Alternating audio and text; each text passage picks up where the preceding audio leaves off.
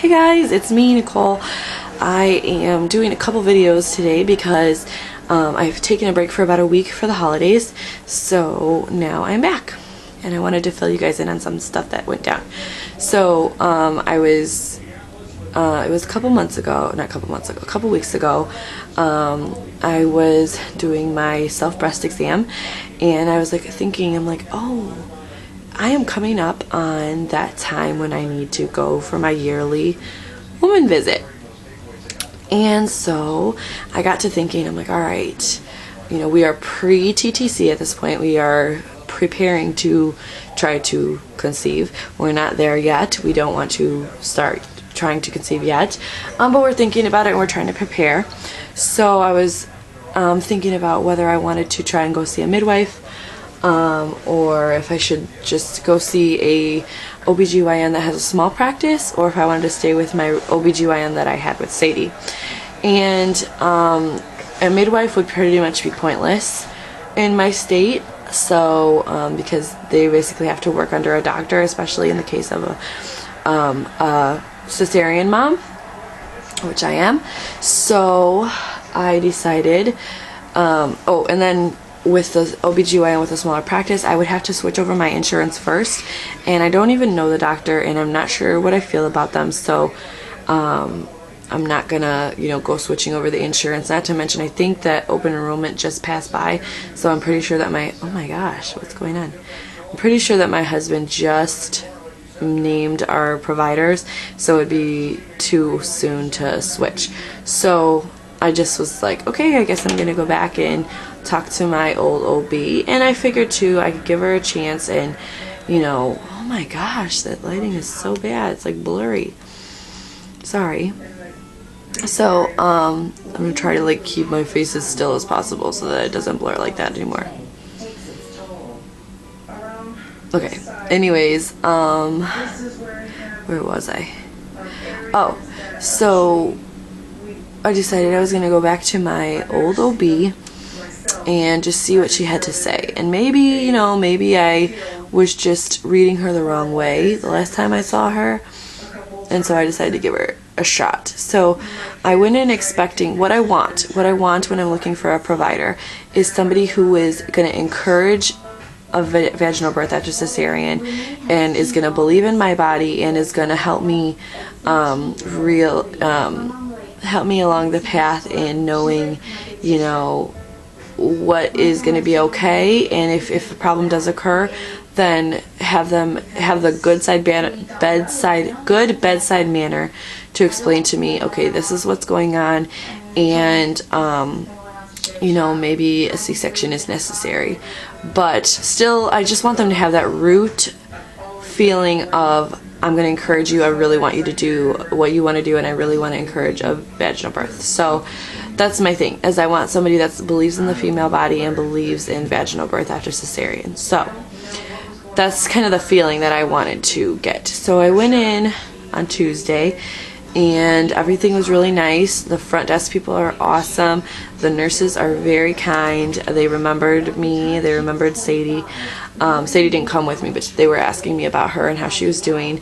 When the doctor came in, she either had read up on my chart and remembered, or she remembered my situation. I'm not sure which. However, my situation with my daughter was very, very rare and very, very,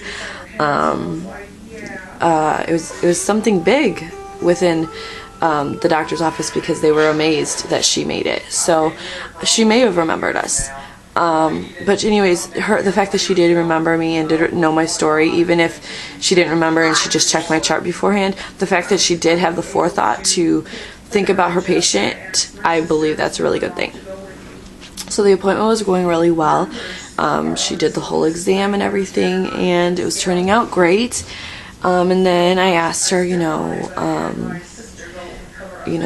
well, she asked me when did we want to try and get, are we going to try and get pregnant again? You're okay, you just lost your balance, it's okay. Okay, when were you thinking? And I told her that we were thinking, probably in the next year or so we would want to try and get pregnant. And so she told me basically that we should be, that about a month or two before getting pregnant that we should try, excuse me, start taking prenatal pills. And I told her that I'm already taking them because why not? It's not going to hurt anything. It's good to have that vitamin in you. So she was like, oh, that's great, that's wonderful, you know, you're all set to go, you can get pregnant at any time, just go for it, and let me know. And I said, okay. And I said, all right, well, just so I can hear, you know, what your view is, you know, how does the hospital, what's the hospital's policy as far as VBACing goes? And she said, oh, you know, we still allow it, or it depends on the group, but we in our group still allow it. And like, I just got the feeling like she was referring to some like medieval practice, like we still allow it. Like, I guess the words that I wanted to hear were, we encourage it here in our practice. That's what I wanted to hear. And you know, but if something were to happen, we are equipped to deal with, you know, any situation, whether it be a C-section or, you know, whatever. So I wanted to hear that they would encourage a VBAC, but they were equipped to handle a C-section if it was needed. And she just, that kind of wasn't what I got from we still allow it. That just didn't make me feel good. And then I said, oh, you know, because I kind of wanted to lead her into a deeper understanding of what she meant. And so I said, yeah, I was like, you know, I know that it's a really, really low risk to have a baby vaginally, and you know, there's even higher risk for, you know, C-sections going wrong or infections sneaking in. And she said, well, yeah, you know, with a C-section, you know, there's risks, you know, it's a surgery, but with the uterine rupture, even though it's only 1% and the percentage is a lot lower, the consequences to that 1% is a lot worse than, you know, anything that could happen in a C-section. And to me, okay, that 1% of uterine rupture that happens, that also includes partial ruptures and full ruptures. The full ruptures, or, you know, the bigger ruptures, the bigger the rupture is, the more, you know, fatal or the more life-threatening it can be. But that 1% includes just the tiniest of ruptures, which, you know, are still something to be concerned about, but it's not something that is like life-threatening all of the time, at least from what I've studied and, you know, whatnot. But, you know, okay, give her the benefit of the doubt or whatever. And I said, okay, you know, but I just really, you know, I'm really interested in doing a VBAC. And she said, you know, she's like, that's fine. She said, you know, but at some point, some women get to the point in their pregnancies where they just want the baby out. And if that's the case, you know, you could just let us know and, you know, we could go ahead and plan a C-section. Are you kidding me? Oh my gosh. Like, I'm not even pregnant yet. I'm not even in here for like, you know, a visit for my pregnancy. I'm not showing any complications yet, and you're already like hinting towards that's an option. You know, what is, like, no, that's not something I wanted to hear at all. That was just right there. I was just like, this feels like, instead of you encouraging a VBAC, this really feels like you're encouraging a C-section, and I don't like that. And I said, well, you know, I know if I had another C-section, you know, I want to have more kids, and I just know that with each additional C-section, it's going to, you know, make each pregnancy more and more risky. And she said, oh, no, that's an old wives' tale. That's not true at all. That's just not true. How is that not true? I've never heard of anybody saying, oh, yeah, you should get multiple major surgeries in the same area concerning the same body parts and putting yourself and an unborn child, which would, you know, be in the process of being born, into danger. Or actually, yeah, unborn child, because whenever you have the uterine scars that continue to, you get more and more scars, you have more of a risk of your placenta implanting in those scars. I don't remember, like, placenta previa, placenta accretia, all of those placenta problems rise whenever you have more and more scars.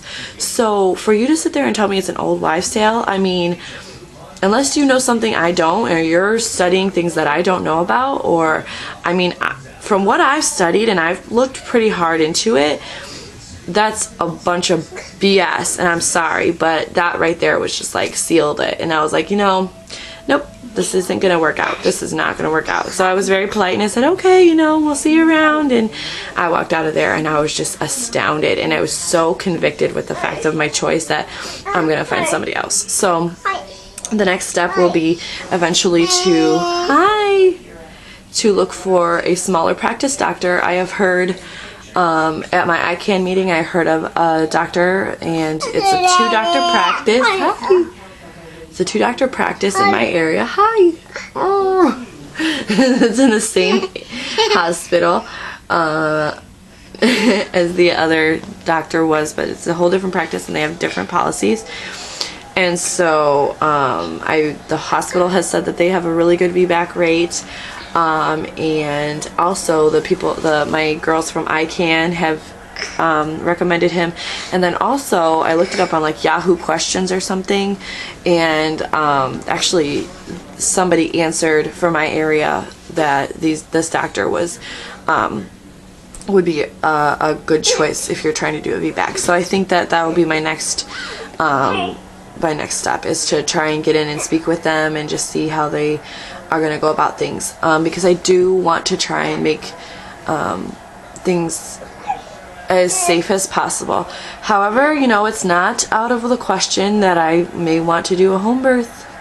Still not out of the question, but I just I don't know, I just want to try to do things as much as I can, as much as my insurance will allow me to cross out each option as I go. And I hope that this doctor is really good about it. I hope that they'll allow me to do, you know, basically what I want and what I feel is best for my body and my child, my family. Ouch, you're pulling my hair. But we'll see. And so that is where I'm at right now. I think this will be my second pre-TTC video, and I will let you guys know if I make another appointment to see this new doctor, or you know, how my journey changes in the next couple months. So this isn't going to be something that I do weekly or anything like that, but just something that I can look back on and say, oh, this is where we started, you know, this is when I dropped my one doctor, this is when I picked up another doctor, and you know, go from there. So yeah, so the options are still open, but the option of my old OBGYN is officially closed. So, yay! Let's celebrate. Anyways, I will see you guys in my next video. Have a good one. Bye.